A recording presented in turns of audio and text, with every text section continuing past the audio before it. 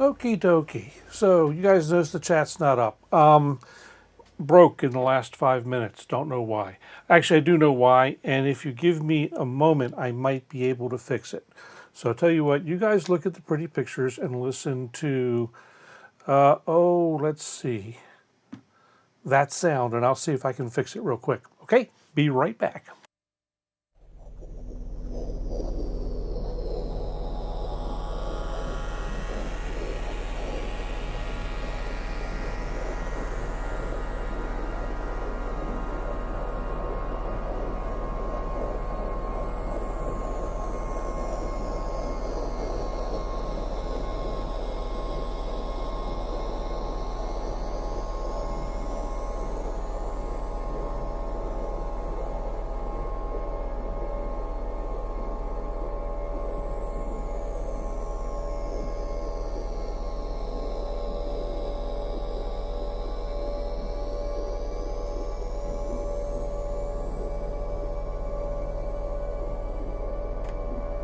Yeah, okay. I have a cable that goes wonky sometimes. Anyway, good evening, everybody. I see Luke is here, and I'm going to have to roll back in the chat over here on the other computer real quick because some things didn't make it. Luke and Paul, Joe, let's see. It looks like it so far, unless I missed somebody. I don't know, chat's funky. Anyway, oh, Tal's here. Good to see you. And Danny. All right. Good crowd. Good to see y'all tonight. And cats. And kittens. All right. Anyway, let's go ahead and get into it. There's a lot to talk about tonight. A lot to do.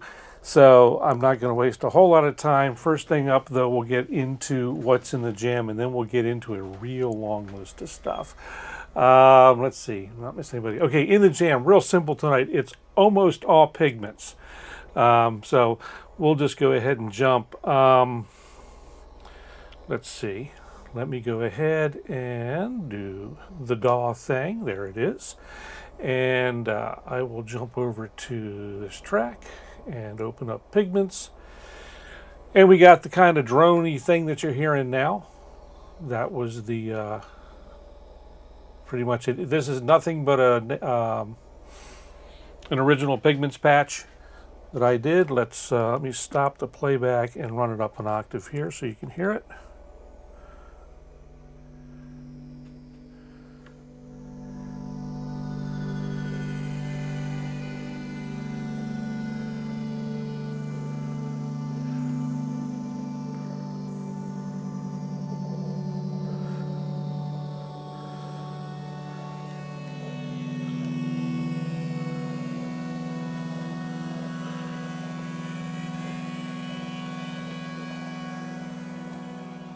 And next up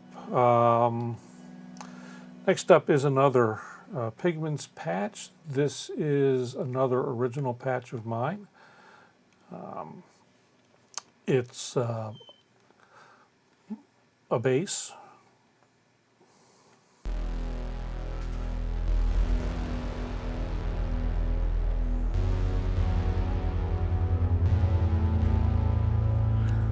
I'm breaking all the rules, running bass into reverb, because that's how I roll.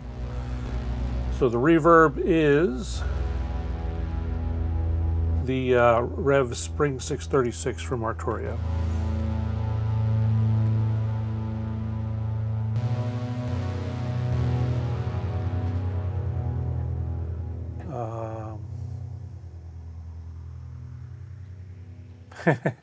I don't know about that, but oh well, there is a new. I mean, if you're talking about a new soft synth, yeah, I saw that out there that everyone's going nuts.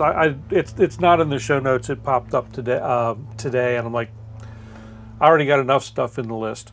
So up next again, Pigments. You're counting a theme. Oops, that's not it. We didn't use that. Pigments. Here we go. And this is this shimmery kind of bell thing. This is the arpeggiated version of the preset, but I turned the arpeggiator off. The arpeggiator in Pigments is nice, but it's not scale aware or anything like that. So I tend to try and, if I'm going to arpeggiate, lately I try and arpeggiate outside of Pigments unless I have to, or unless it's something simple.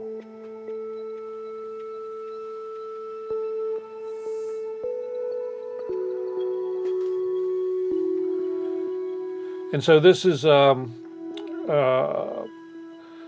pair of samples into granular, and it kind of goes back and forth sort of semi-automagically to determine which one it's going to play. And there's a whole bunch of other stuff going on in there. And then there's a wavetable just kind of sort of morphing up towards the triangle, maybe even as far as the saw, if you hold down.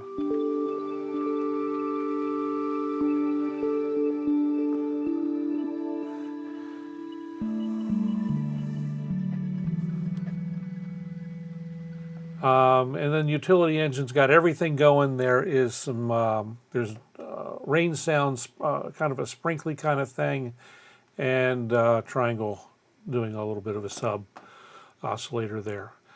And then inside there is a delay and an effect. There's also a panner, and then I've also got the shimmer, the multi-filter, and compressor all going. So all the toys turned on this. Interesting thing, this patch actually plays, I don't have it loaded up tonight, but this patch actually plays very nicely on the AstroLab. So pretty impressed there. Let's see. Moving to the next one. One of the lead sounds from tonight. Again, Pigments. And this is a new preset I did tonight or today called Vocalise.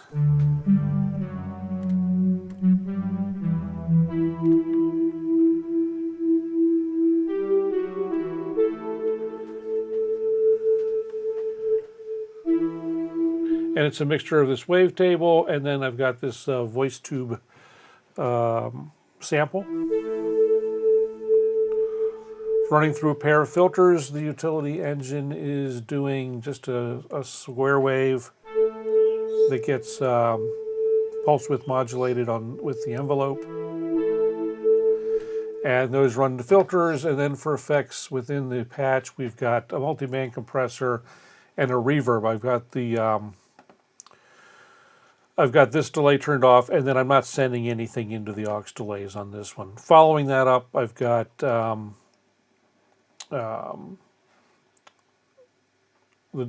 brigade delay from Arturia,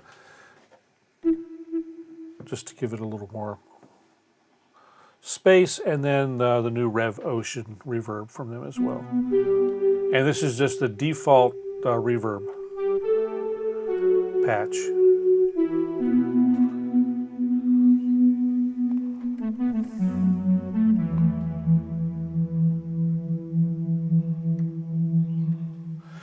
And let's see, also up, again, Pigments. Like I said, it's all Pigments tonight. This is a slight modification of a patch from, I think this one's from Tom Wolf. And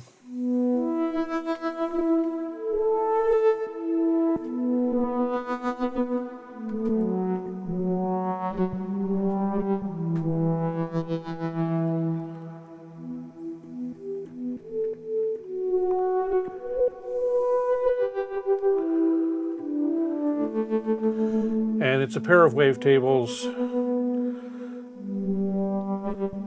One gets moved, actually, yeah, one gets moved, the other doesn't. Running through some moving filters. That's pretty much, and then I guess he's got some, he's got a little distortion, a little reverb, and a little bit crusher going on there.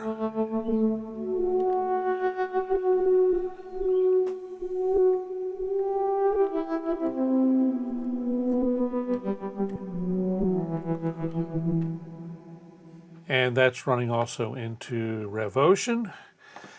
And then the last instrument up is coming off AstroLab, actually. And it is playing a CZ1 preset.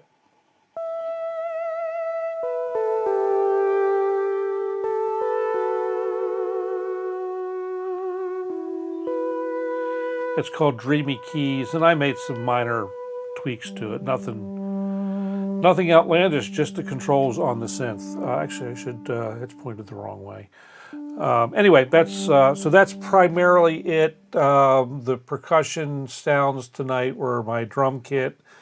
Just playing the low thump, and then I have Signs of Life glitch work doing glitch work. And that is what is in the jam. And like I said, I've got a lot to do tonight, so I'm flying through stuff. Let me look at the chat real quick. Talking about hobbies, stamps. I used to collect stamps. Rereading Lady Chatterley. Okay. Danny and the Cat. And let's see. Screenshot of a new synth. Yeah, and I saw, like I said, Luke, I saw that too. You know, not it didn't really catch my attention. I've actually, you know, I'm to a point. I don't need any more soft synths.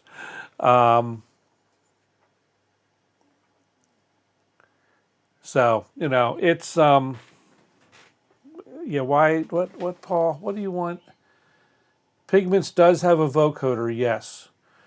It does have, it's got a,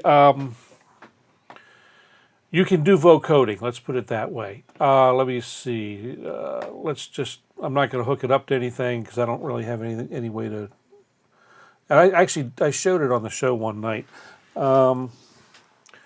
But if you go in to the utility engine, noise number 2 can actually take its input from the audio input, and then that can run through filters and effects and be modulated in whatever you want to do. So it can sort of do a vocode effect.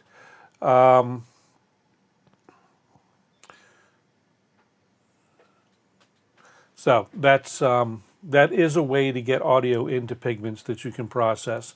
And like I said, it'll run through the filters, it'll run through, and there's and through the effects. So you can build a vocoder that way. It's okay, you know. And so here's the thing: that vocoder in Pigments actually does work on the AstroLab, which is kind of cool. It's a little tricky to get it going the first time out, but I did get it to do it once. It's not something, I'm not huge on vocoders unless I'm doing a very special effect, and then I'm going to use something else. So anyway, that's the jam. Let's get on people. Okay, anyway, so let's get into it. Confirmed there was data loss on the stream last week due to whatever. I did upload a video of the last half hour because I did get everything fine on my local recorder. There were actually a few minutes that got dropped. So whatever interrupted the stream wrought havoc in YouTube land. So there is a version, it's linked in the show notes below here. It's also linked from the original video. And the actual YouTube chat doesn't work, but overlay was up, so you can see what we're talking about and the response and everything. So it is up on the channel. It is linked. I know a few people have watched it. So anyway, that's that note. I got to do the update on the Element One because, you know, it's now become a weekly series. Sweetwater has pushed the sequential Element One ETA back yet again. It may come in this week. Who knows? We'll see. I'm not betting on it. And so let's see. Let's go ahead and jump on to the next thing. Yeah, phase of the moon, you know, or whatever. Maybe it was related to that PBS. Excuse me. Sorry about that, guys. That one snuck up on me. Maybe it's related to the data loss that PBS station out in the Midwest suffered. I don't know. Lost their entire 70-year archive to a cloud storage issue. And, you know, that being my business, it's like that should not have happened. They should not have been relying on a single backup or a single storage solution. Just, you know, anyway. Yeah, 70 years of footage from the of archival footage from that particular station. So that station, their footage predates PBS and CPB. So it's like, you know, that was a historical archive, and now there's conflicting reports as to why the data went away. So anyway, yeah, should never have happened. Well, and so, yeah, Sean, I mean, it's like, we'll take a quick aside and get into this. So for want of a $50,000 mid-level, you know, offline backup system, they lost all their data. And it's like, you know, any good backup, any good or good data saving plan has at least 3 points. You have your original, you have an on-site backup, and you have an off-site backup. And then if you're into really critical stuff like that, you've got 4 points. You've got an offline backup that is, it may be local to the facility, but it's not, it's backed up to tape. We still back up video data to tape, and not videotape, but to data tape, and it gets stored in a library offline. So, you know, and this stuff was archival footage, so there's no real reason for it to be online available to editors 24/7. And it's just like, you know, I don't know what these people were thinking. Obviously they weren't.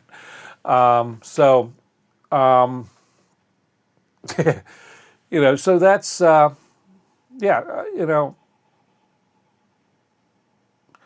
well, you know, and the thing is, you know, LTO, which is the, you know, the tape that's used typically, the error correction on LTO now is so good that it's, unless the tape itself actually gets physically damaged, you're probably not losing your data on LTO.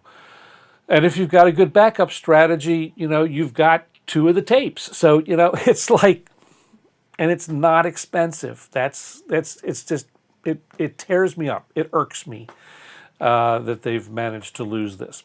So anyway, yes.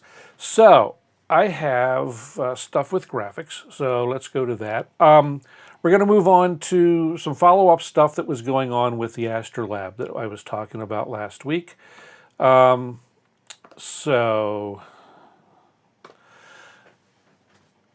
I was talking last week about the joys of loading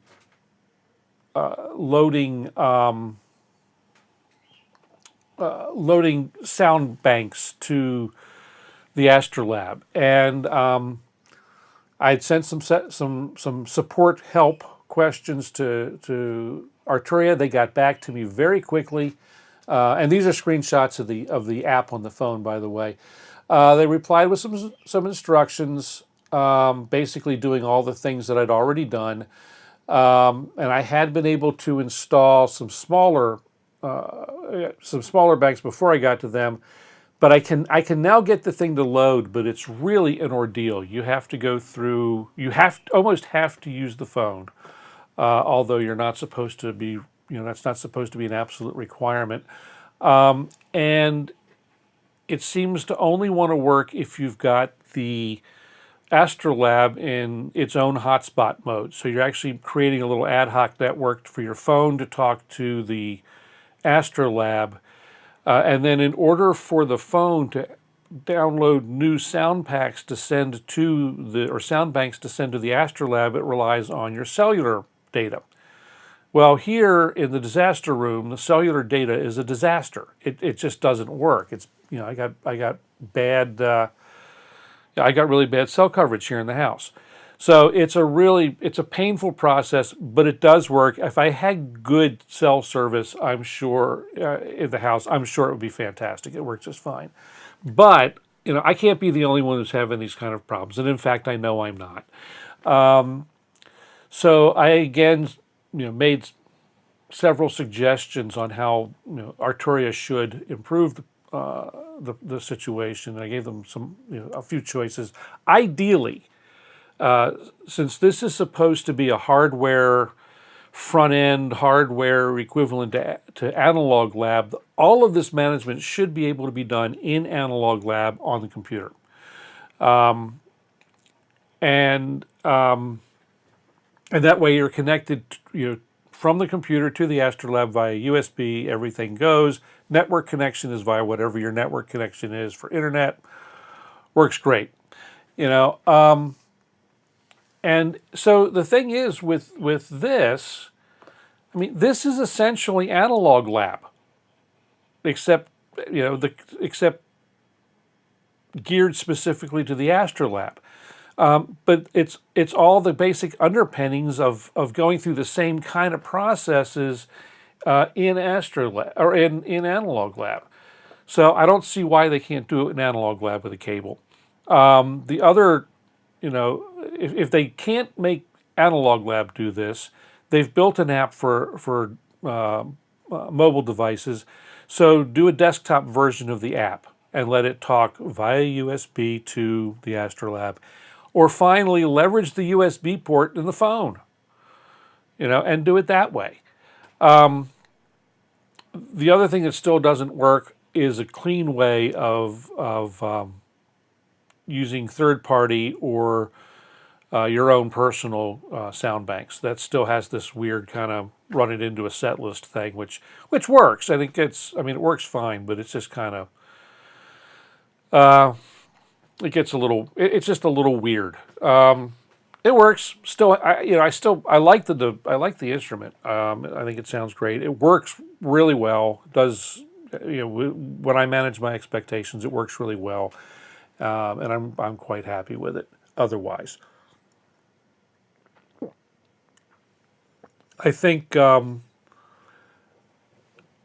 think that Arturia could make it work beautifully. It's just, you know, when I first got the Polybrute and started fooling around with the Polybrute Connect software to manage the Polybrute, it was terrible. And there were 2 or 3 updates, and it started working fine.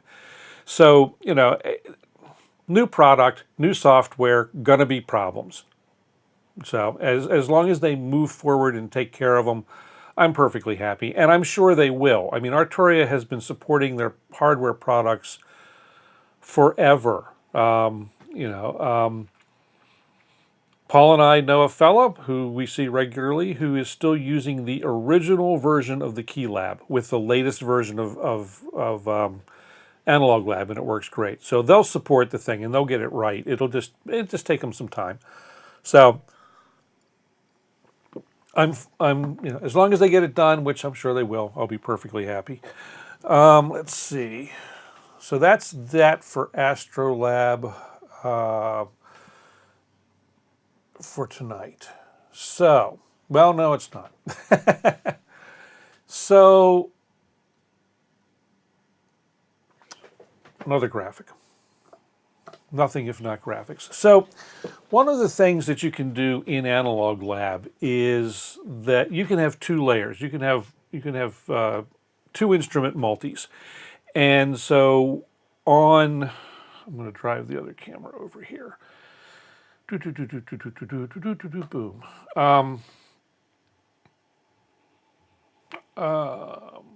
Actually, let me do that. All right. I'm sure the camera's still moving. Nope, it's there. Okay. So in AstroLab, you can have multis, 2 layers. And these knobs, which control the macros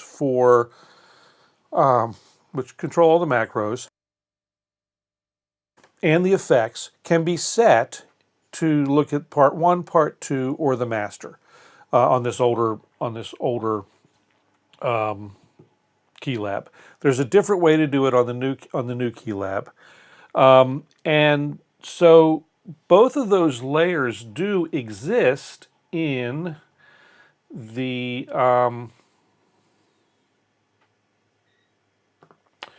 they do exist in the AstroLab, but you can't get to them from this panel on the 37. On the 61 and on the 88, there's buttons to get to the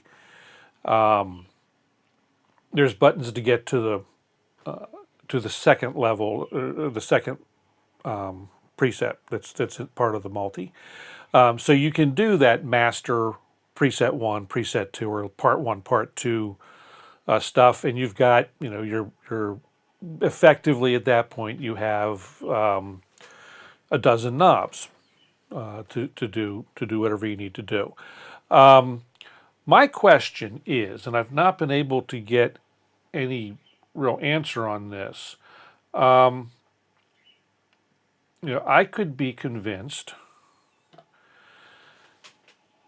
to go to pick up one of the new KeyLab Mark IIIs if this, what you see on the screen now, actually is able to look into the AstroLab and see the two layers within the AstroLab and act as that controller. Because, you know, as you see, it's got it's got the same knob and fader layout as the Mark II. I already know that the Mark II won't do what I'm asking because I've tried. So anyway, I would, you know, I'd like to test this or see somebody test it, you know, to see what it's all about. I have seen somebody who has used a Mark III with a AstroLab 37, but I don't know that it set up automatically. I couldn't tell from the video what was going on. So my thing is, you know, like I said, I'd like to see a test or do a test, and, you know, if somebody, Arturia, a dealer, a human, would like to send me a KeyLab Mark III, I'll be happy to set up and try it out and talk about it on the show. So perfectly happy to try it. And if it doesn't work, I mean, I do know that all the CC stuff is available. I could, you know, get in and use their Control Center app and set all these things up so that the layers work. Point to the, when I change layers in user mode, it points to the CCs that it needs to point to, does the thing, and I get, you know, the faders too, because they do work. I will say the faders out of the box work correctly to drive drawbars on B3 on the B3 plugin. Worked right out of the box, which was really cool.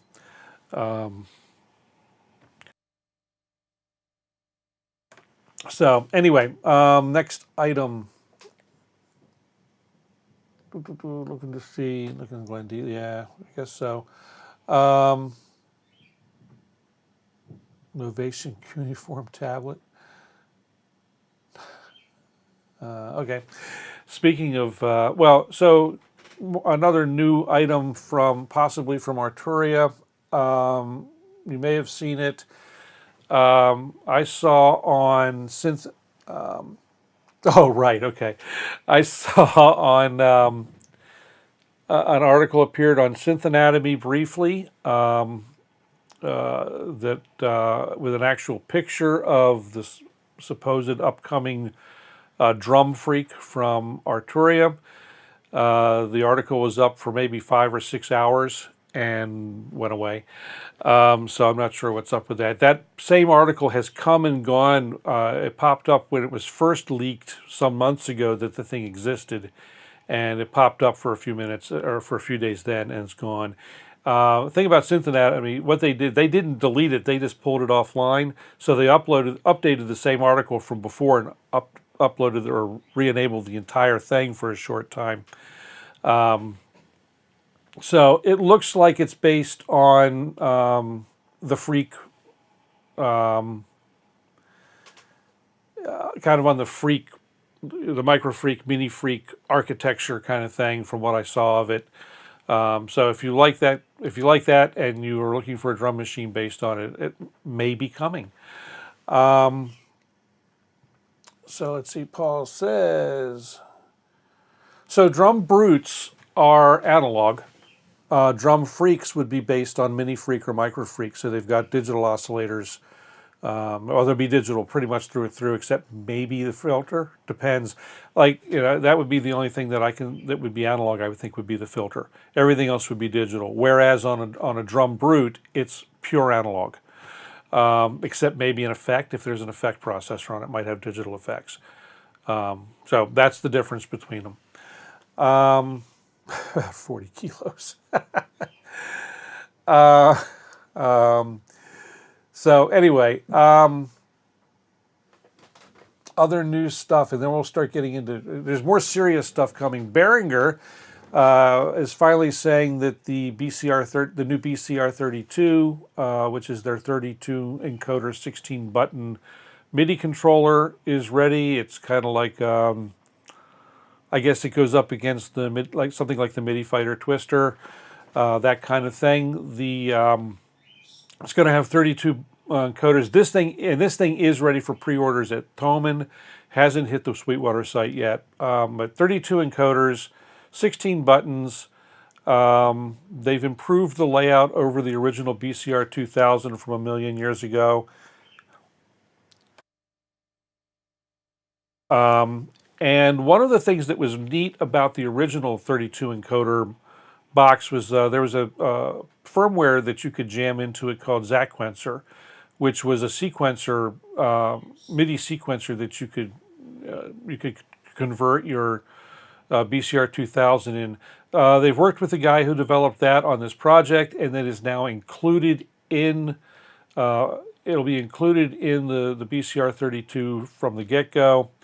Along with that, they've also added 4 pairs of CV gate outputs. So you can use the sequencer to control your Euro rack or any other similar devices.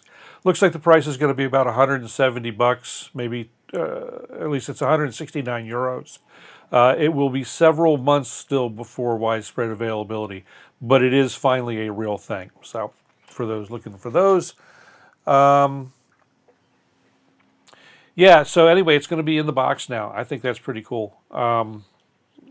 I may actually buy one if the price comes under 200 bucks. So let's see. Next one up. Next up, I got to design these graphics better. Let's talk about native instruments and inMusic. The gist is, and you may have seen this, but this is just like new stuff. Native instruments, as we have come to know it, is dead, as far as I'm concerned. The deal is that inMusic is continuing to disassemble native instruments and make big changes, despite their assurances that native instruments is going to be a viable and an important part of their business. So exactly what happens remains to be seen, but they did have an official, it's not surprising, and their official statement, they put out an official statement. Let's see. Okay, so this, and I'm going to read it to you, what they said in their statement. And unfortunately, I don't have a graphic for that. So this is coming from inMusic. It says, as part of the ongoing integration of native instruments into the inMusic family of brands, we are simplifying our organizational and legal structure, including Native Instruments UK. This includes removing layers that were established to support a private equity ownership model, as well as streamlining other areas of the business to create a faster, more efficient organization focused on innovation, customers, and long-term growth. Recognize the impact these changes have on affected employees, committing to supporting them through the transition. Native Instruments remains a strategically important part of inMusic, and our commitment to the brand is unchanged. Product development continues at a strong pace, with major new hardware and software initiatives already underway for 2027 and beyond. So as part of this, they have closed the Native Instruments UK offices, and longtime Native Instruments CEO Nick Williams and Chief Product and Technology Officer Simon Cross have been dismissed. They are being replaced by inMusic's Richard Seymour, who is their CEO of inMusic Europe. So Danny's right. This is not... Danny's right. This is not unsurprising. And honestly, in a lot of ways, it makes sense. I believe that there were a lot of mistakes made under the most recent private equity ownership, specifically the Plug-in Alliance, Brainworks acquisition, and also the iZotope acquisition. So as part of this whole thing, they've both been sold off, and and again, as was said in the statement, the management structure was supporting a private equity ownership model, and it's no longer a private equity ownership. So, a streamlining and having dedicated people that are not part of that model mindset could actually be a very good thing. I actually like the new GUI. The old one sucked. The old GUI for Absynth sucked, and I was a sad Absynth devotee from day one. So, the new interface is vastly superior to the old one. It just is. It's actually usable. So I think I do believe that NI has a good future. I look at, I'm not saying inMusic is wonderful. They've made missteps with other brands that they've acquired. They've also done very good things with other brands that they've acquired. So, if they treat it properly, it'll be a great thing. If they don't, it won't, and we'll have... My fear is that certain very good products are going to go away. I'm sure machine hardware is done. It just doesn't make sense for machine hardware to exist with well, on the one hand, I say this, it doesn't make a lot of sense for machine hardware to exist and MPC hardware to exist in the same family of brands. That said, it doesn't make sense for Newmark, Denon, and Rain DJ mixers to all exist in the same family of brands. So, who knows? Maybe they'll continue to kick machine along and grow it. It's a family channel, Danny. That's why. I don't like what I do not like what they've done with Alesis. I do not like what they've done with Rain. And that's, well, let me say this. I don't like what they've done with parts of Alesis. I think they've done a very good job with the side of Alesis that handles percussion and rhythm products and digital drums. They've really brought that up a notch. But their controller keyboards and stuff like that, with the exception of one, are and we'll kind of sort of get to that. They've kind of tanked, I think, their controllers. The Alesis controllers have turned to toys.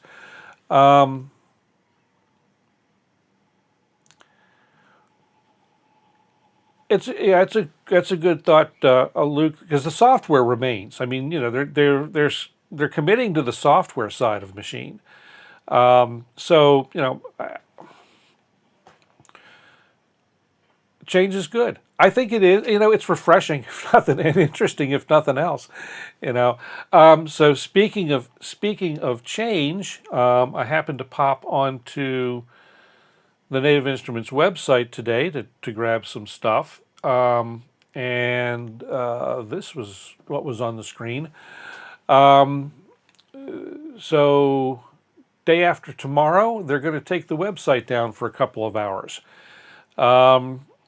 And my take on that is that you know, there's going to be major changes to the website. 2 hours is a fair amount of time to be able to flip a new website, and especially if they've been sandboxing the development of a new website properly. So yeah, I bet you, I'm going to guess we're going to see a lot of new stuff on the website later this week. Well, so Komplete 26 is that the whole upgrade cycle and everything for Komplete hasn't changed. They're still the same. I will say the discount is not as good as it was, but then again, the price the price for Komplete has gone up. So it's still a sizable discount for folks. They still seem to have the policy that if you're still on the first version of Komplete, you get the full, the regular upgrade price to the full latest, greatest, whatever it is. So they don't seem to be changing those kind of policies, at least not yet. So yeah, maybe tomorrow is the day to update Komplete, Luke. I don't know. I currently don't have a plan to update to Komplete 26. I'm holding on the previous version, which I think is 15, because I'm kind of been changing the way I've been looking at Komplete, and looking at the Native Instruments software. I'm more interested now in maintaining specific applications within their line, Absynth, Reactor, as far as I'm concerned, and Contact, just because of some of the Contact libraries that I like. And some of the folks, I want to be able to continue to support some Contact developers that I deal with. Okay, cool. And you actually should be able to get your offers, Luke, just logging into your account on the website. It should give you that as well that way. At least it used to. Let's see. 2 new things just hit today, so I don't have graphics for them. But very cool stuff. Dawesome is releasing Abyss II on the 20th, so Thursday. It adds a bunch of cool functions. If you're a Dawesome Abyss user, you'll love I think you're going to love the new update. If you purchased Abyss Original in 2026, the upgrade is free. If you're upgrading from Abyss from prior to 2026, during the intro period, the upgrade is $45, and then after which it will be $89 for an upgrade. And if you're buying it fresh, if you've never bought Abyss before, the intro price will be $89 for Abyss II and $149 after the intro period. I don't know what the intro period is going to be. I did not see that. The link to a teaser video is below that shows a lot of the new features. It's really, really very cool. And then I haven't looked closely at it yet. Minimal Audio have announced that day after tomorrow they will be releasing a new granular effect. I'm very happy with the granular capabilities that I have now, so I don't know. I'll glance at it, but I don't know that I'll be buying them. And so I've been going through this stuff really fast because the next section of the show is deep and long.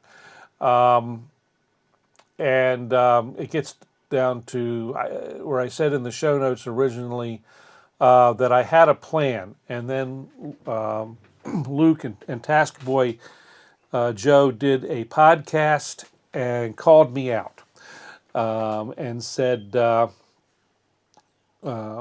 they asked me a question. So I'm going to address the question some, and I've got some comments on some of the other things in the podcast, as they thought I might. So that was my homework. So there was some comments. There was a whole bunch of comments about displays versus screens versus I can't remember what the third was, but basically the way our synths communicate with us. And there's LEDs, and there's the 4-digit LED things, which I hate, because you've got to memorize some weirdo code, and what it means and what it does. And then there was a discussion as what differentiates a screen from a display, for like a multi-line display screen thing. And to me, those are kind of one and the same. It's just how the graphics or information is presented. There was a differentiation made on the podcast that screens are touch screens, but I don't think it's necessarily has to be a touch screen to be a screen. So anyway, I'm going to touch on some comments were made about the Pro-800 and its display. And so the Behringer Pro-800.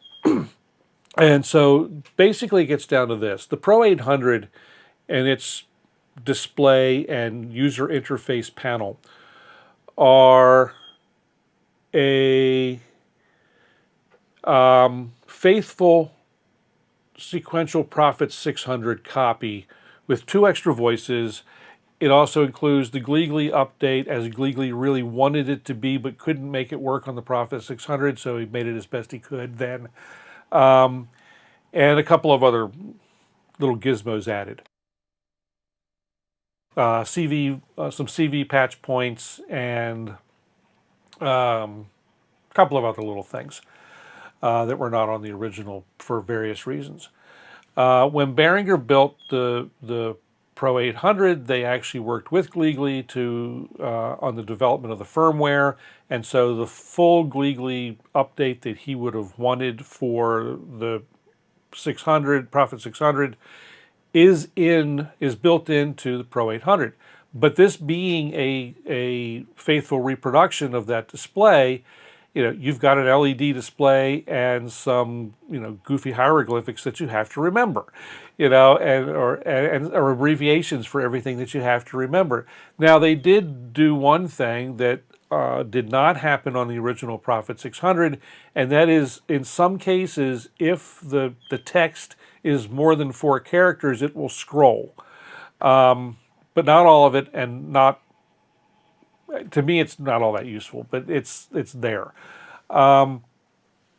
So, as I said, the LED display and button panel is a direct copy of the original Prophet 600, right down to the little springy,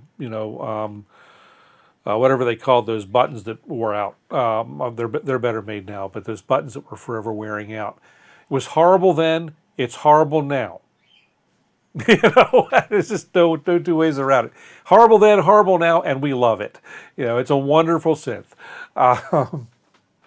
So that was the thing on that. The biggest, meatiest part of the membranes, yes, those things. There was another name for them, but anyway. Maybe it was what we all cursed at. So the bigger thing, the bigger topic, and what they were asking me about is the Leviasynth an arranger? And the answer is no. And it gets down to understanding what an arranger actually is. Shit for membranes. Yeah. What was the way it works. There's a little copper bubble that sits over a contact, and or phosphor bronze or copper that you push on, and it bangs down and touches the thing. It's a terrible idea. And the little bubbles would split, and then it wouldn't work anymore. So $299 for complete ultimate update.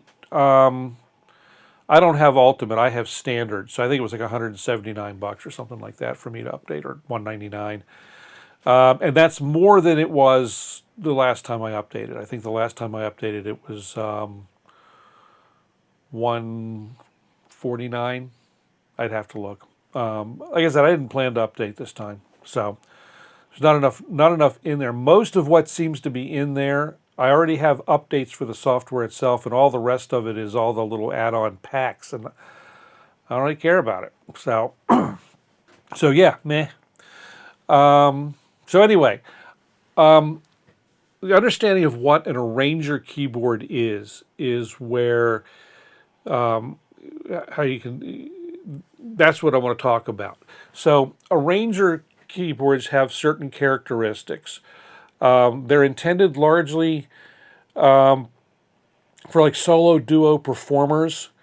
And so the way they're structured, they have a selection of preset sounds with minimal editing capability. There are exceptions, specifically instruments like the Korg PA5X or PA series and the Yamaha Genos series and the Tyros before them, I think it was. So these are, I mean, these are not just membrane celebration. So at this level, what you're looking here, these are $5,000, $6,000, $7,000 machines. They are a combination of a typical arranger and a workstation. I mean, these are real music workstations, but their sequencer differs from a workstation, typical workstation sequencer. The sequencer in an arranger is largely pattern-based. Very few have an actual melody sequencer kind of thing that you can write or use. The assignment of instruments it's very strictly defined. This track is this track is this track is this. Hey Tony.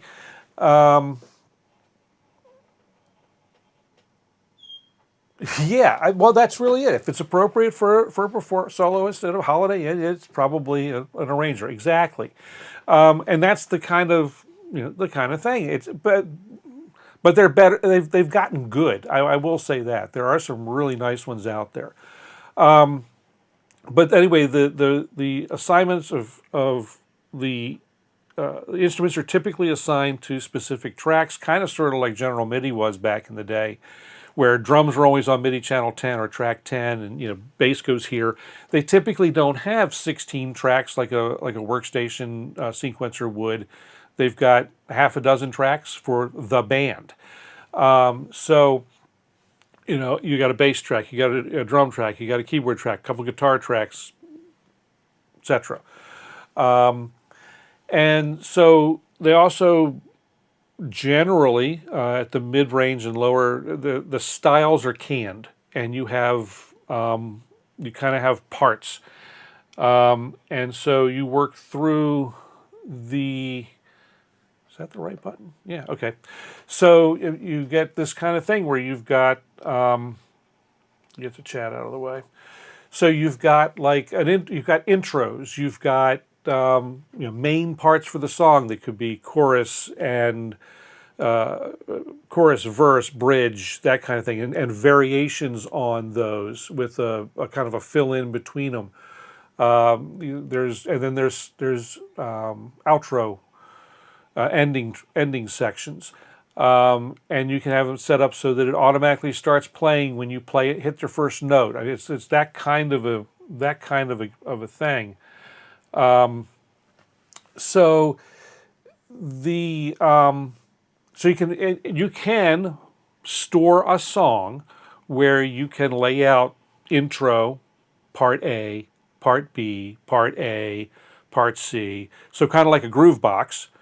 Kind of scenario, and step through your song. But most guys who are playing these things, guys and gals who are playing these things, they'll actually, as they're going through the song, they'll call up the part that they want, or the variation that they want, or the fill-in that they want, as they're playing. I've got a video linked below of a guy doing a performance on a Genos 2, a Yamaha Genos 2. It really shows what you go through with one of these things.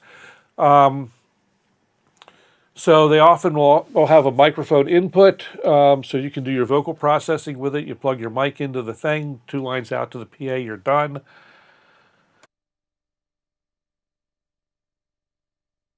They usually have built-in speakers, at least for no other reason than for practicing at home. Some of them have some really nice sound systems built in. A lot of them, the speakers are facing up, but on some of them, they face outward towards the audience. So they can actually act as a PA in a small gig.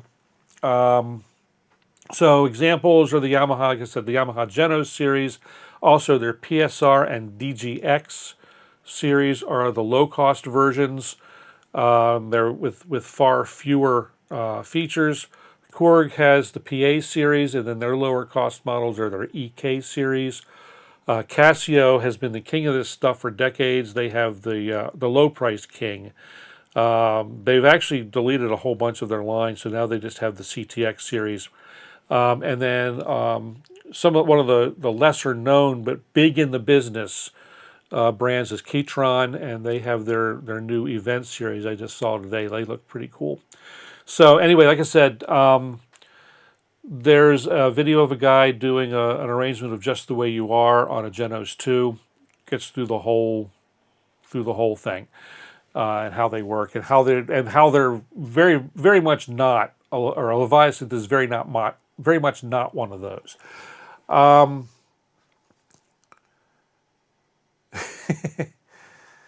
So hey Quasor, good to see you.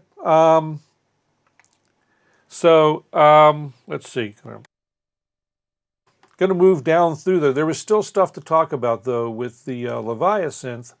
Because there was questions about, its similarity internally to the Hydrasynth, and there is none, or little. They started to build the Leviasynth on the Hydrasynth platform, and they just kept running into more and more and more things that they wanted to do that the Leviasynth hardware just couldn't support. So basically they stopped and did a ground-up redesign of the hardware for Leviasynth. And so while it looks the same and there are certain similarities, there are similarities under the hood, it is a ground-up redesign. So that's one of the reasons that there was kind of like a fit start and everyone was jazzed about it, and then it kind of disappeared for a while because they had to stop and back up and say, we can't do this the way we were going to do it. So they are definitely different machines. And let's see. So one interesting thing is that Hydrasynth ASM is in part owned by, connected to a company called Medeli. And Medeli, what Medeli makes and what they sell are home digital pianos, and they sell a variety of arranger keyboards. And interestingly, they have one called the AKE X10S, this thing. So there's a level, like an upper mid-level of Yamaha and Korg. It's not the Genos, it's not the PA, but it's like the very top end of the other line, the EK or the PSR line, that are really extremely capable but don't cost $5,000 or $6,000. They cost, a couple grand. So the Medeli comes in, and you don't see them around very much, but the Medeli, this guy comes in at about half the price and twice the performance of the Yamaha and the Korg at that level of device, which I think is pretty interesting. So if you're in the market for an arranger and want a really good one but don't want to spend a ton of money, then that's the one to get. Find the Medeli.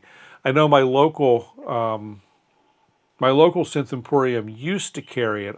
They don't show it on their website anymore, but It probably didn't sell well here because the brand is relatively unknown against the Yamahas or the Korgs or the Rolands, you know. Another interesting thing, we were talking about Alesis earlier being part of the inMusic family, but Alesis has an arranger called the Harmony 61 Pro, and it's actually made by Medeli, which is it's one of their models sold through Alesis for the U.S. market, which I thought was kind of interesting. So that's that. So let's see. Well, it's not, and then not just the Asian market. I don't think, Sean, because I've seen their stuff elsewhere. I've seen their stuff listed on some of the other U.S. sites. Sweetwater doesn't carry them, but I think zZounds does.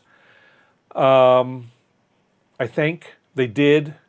I didn't really look hard for it, but I think zZounds at one point sold it, and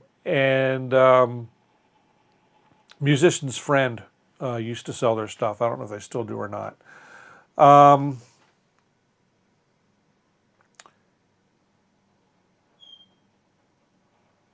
Yeah, Wind Arranger would be interesting. That would be an interesting thing.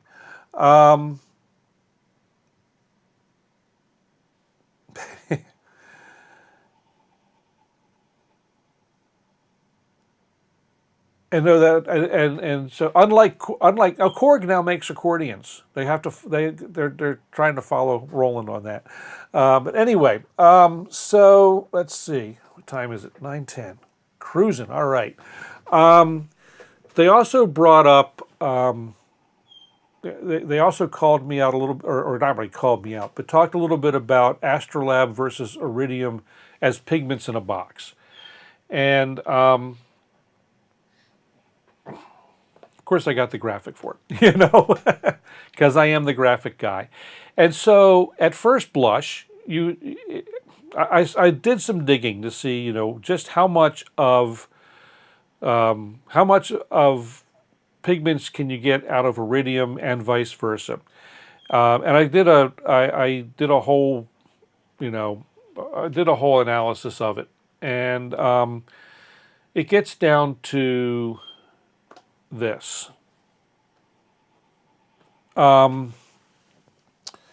First, we set some definitions. So my definition of pigments in a box is being able to load my own pigment presets into a piece of hardware and perform them.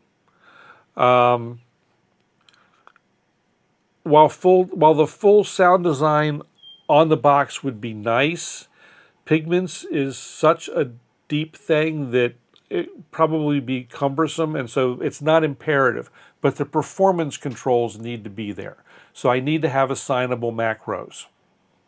And Pigments has 4 macros. So Mixmaster, there you are. Yeah, that's pretty much what I said. Went through the whole thing. The cork mouth harp is not far away.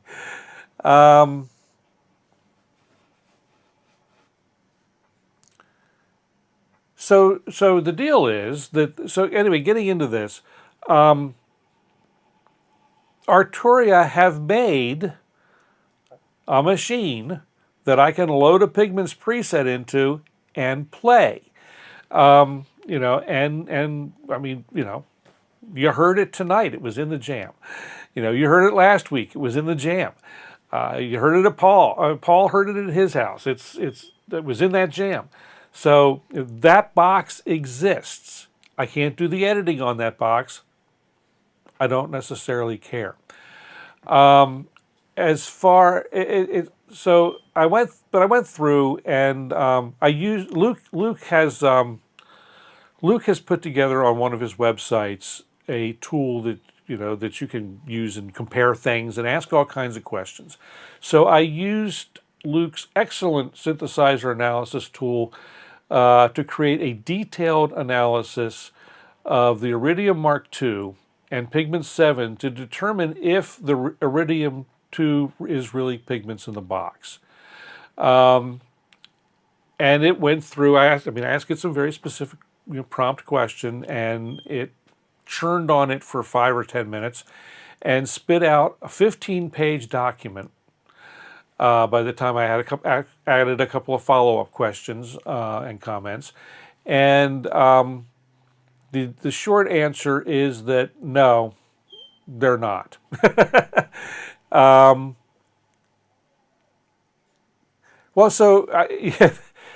and it wasn't, I wouldn't call it a flood, Luke. I asked it 3 questions. And it went off and churned 21 steps or something like that. So it's, it chugged through its thing and it said, spit the thing out. And I've made some use of that tool. I think of the stuff you're doing over there. I think it works really well. The funny thing is, Luke, when I'm reading what it writes, I hear it in your voice. It's like your voice is in my head when I'm reading it because it writes the way you talk. I think it's really funny. So anyway, AstroLab, so one of the things that makes AstroLab Pigments-in-a-Box is it does actually include in its hardware, it includes the actual Pigments engine. And loads actual Pigments presets and plays them. I say mostly plays them in my notes. But just like the KeyLab Mark III, if somebody wants to send me an Iridium 2 to compare to Pigments, I'll be glad to do it. And as far as I saw Danny's comments slide by that they can be Iridium is being finicky. I don't know. Oh, buffering again. Here we go. All right. Well, the backup recording is recording, so if it's really bad, I'll do the upload again. If it just started, I'll make the note that I get about an hour and 15 minutes in before things fall apart. I'll kind of is it as bad as last week, I guess is the question, because this is going to be an issue. Anyway, because I got a few more things I want to get through before it falls apart. One thing I do know is, and this is happening more quickly than it used to, when I put up a still graphic, or I put up the computer screen for any length of time, data rate plummets, and YouTube does not like that. Last week it was plummeting when there were issues when there was motion on the screen. So there's some sort of issue. I'm not happy about it. Let me jump through the rest of this stuff real quick. You guys ought to listen to this podcast. The link is below. Joe really nails the difference between most of the Korg R&D, Pi Corgis and synths like the Moog Messenger as far as user experience and whatnot is concerned. It's 10, yeah.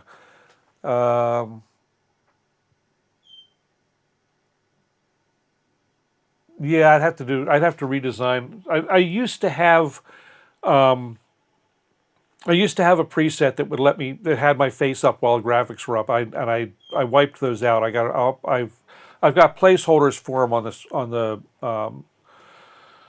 Stream Deck. I just haven't put them back in yet. So that'll be an assignment for this week. So Joe's commentary on the programming of synths like the multi-poly and the mod wave and the wave state are why I tend to like to use the VST versions better for sound design than actually working on the hardware. There are too many layers to work through the interface that they designed for sound design the way I work. They're fine for performance, but I have difficulty with them for sound design. The The Ops 6 is the outlier in that category. I find its hardware to be extremely approachable and really easy to get through for probably 90% of things.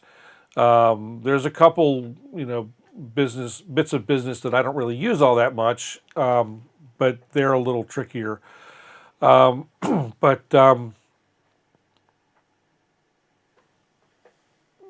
see. Yeah, so that's a I definitely prefer my big screen software, those synthesizers, versus digging down through the menus. The multi-poly is actually particularly difficult because it's 4 complete synths in the box, and keeping track of where you are in that is difficult. If it's something like a messenger, like a Moog Messenger, the little Pro-800, the user interface designs on these guys are fantastic. Yes, there's menus. Yes, you've got to use a screen, screens or display, but everything is very clearly thought out and very clearly labeled. And I don't find it to be that way on the Korgs.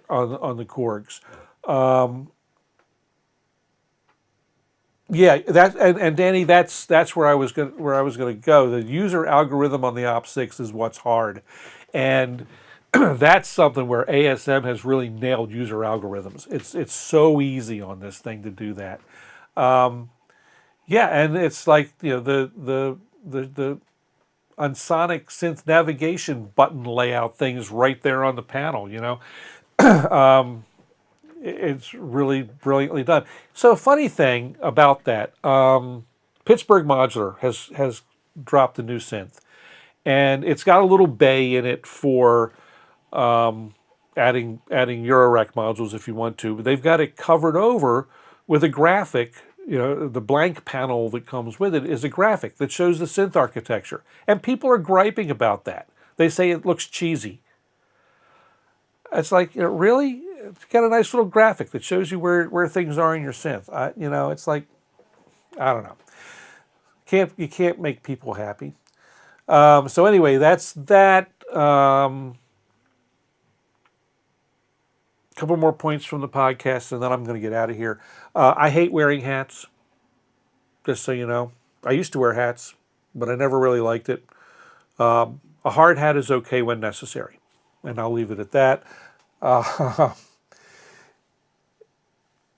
Yeah, I don't know. I didn't know they could read or not. So, but it's a picture on it's a little diagram on the synth, Luke, that goes in that slot. So there were some comments about there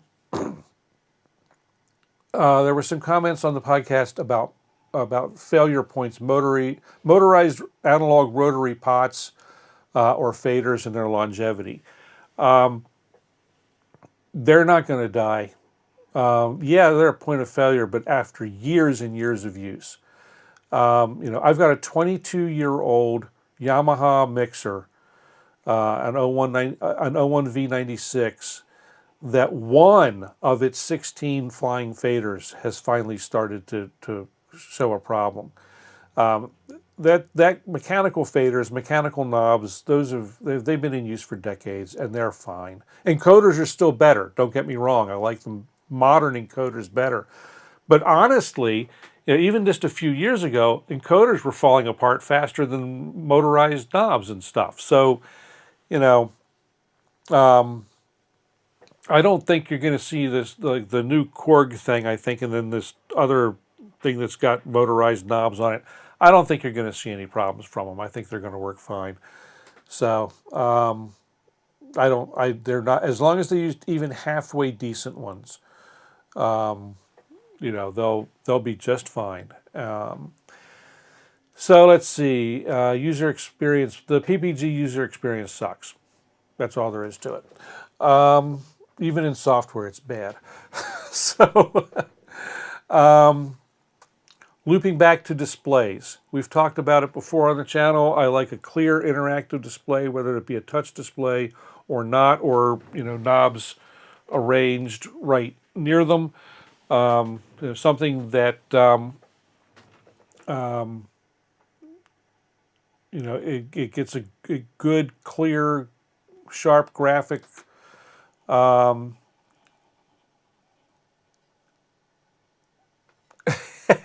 Yeah, I'm sure. um, I don't necessarily think a good display needs to be graphical. It just needs to be logically laid out. So some examples of good displays or screens are the Leviasynth, Hydrasynth, with its array of little screens, but they're really well done. I think the Op6 screen is actually quite good. The Insonics, the SQ80, ESQ1, VFX, etc., all of their screens, all of their larger screens were quite good. The two-line displays are two-line displays, just as bad as everybody else's. And all of these are different styles of displays. I'm still, as far as displays are concerned, I'm still trying to decide whether I like the one on the AstroLab. It's good. It shows you what you need. It's clear. It's easy to navigate, and that's what's important. I do universally dislike 4-digit cryptogram LED displays, and that includes the Pro-800 / Prophet 600. But I love the Synth, so I put up with it. You know, it's one of those kind of things. And yes, I agree, Luke, that Synths with displays, the ergonomics, if they're not done to that end,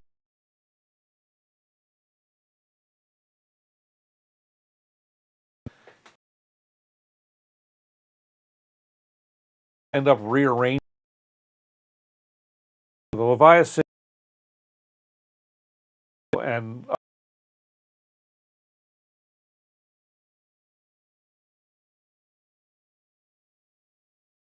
on that.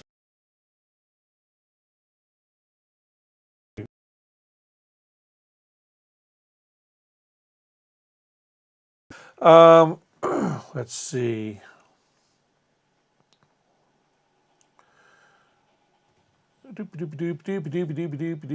Pigments unfortunately has some params that aren't mappable, like oscillator type.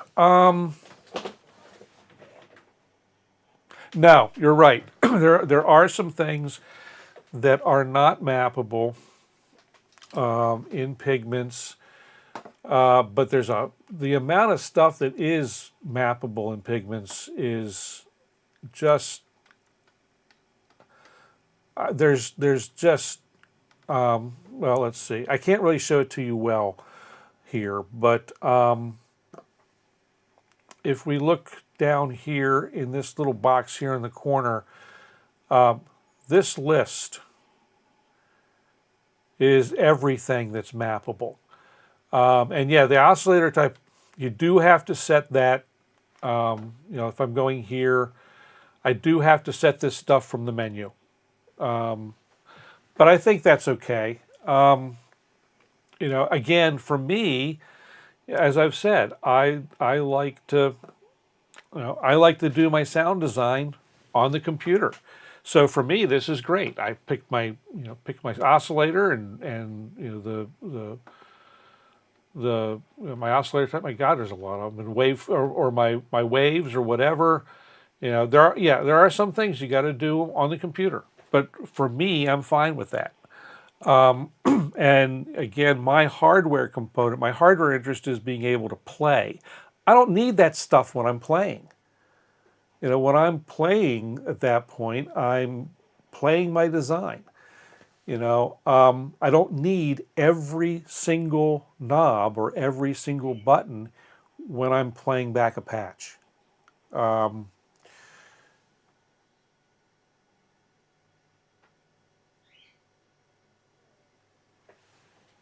know, so again,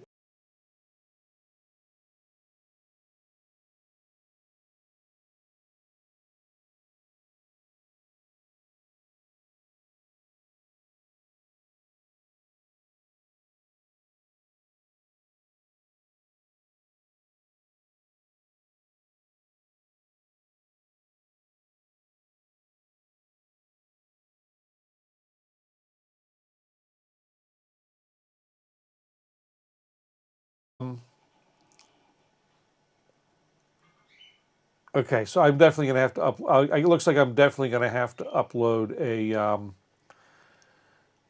a